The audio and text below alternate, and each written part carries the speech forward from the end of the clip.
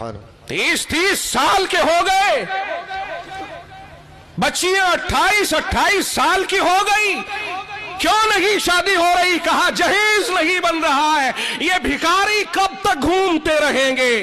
ये लालची कब तक घूमते रहेंगे? ये रहज़न कब तक घूमते रहेंगे कि माशरे की बेटियों के ऊपर इन्हें तरस नहीं आता? क्या अपनी बेटियों की तरह अपने भाइयों की बेटियों को समझने की कोशिश नहीं करनी चाहिए?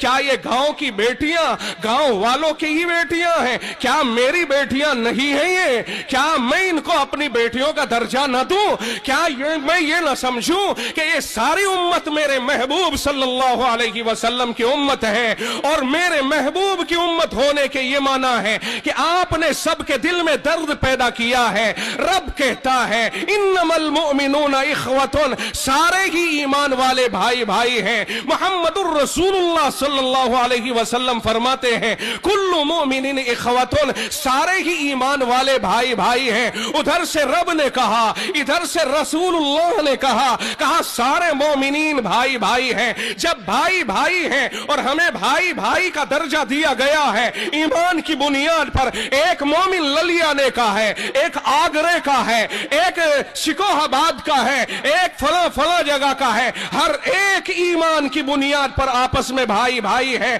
क्या वजह है? जब रसूलुल्लाह ये फरमा रहे हैं कि तमाम मुसलमान तमाम मोमिनीन का जसदिन वाहिद, एक ही जिस्म की तरह से है, तो जब एक ही जिस्म की तरह से है तो जिस्म में तो उंगली भी है, हथेली भी है, आते हैं। ये मिसाल जो हदीस पाक में मोमिनीन की फरमाई कि एक जिस्म की तरह से है, इसके माना ये हुए कि जिस तरह जिस्म का कोई हिस्सा अगर परेशान हो जाए पूरा जिस्म इकट्ठा हो के उसकी मदद करता है, इसी तरह अगर उम्मत का कोई फर्द परेशान हो जाए, कोई तंग हो जाए, पूरी उम्मत की जिम्मेदारी है उसकी तंगियों में उसका साथ दे, उसके लिए सहूलतें फराहम करें।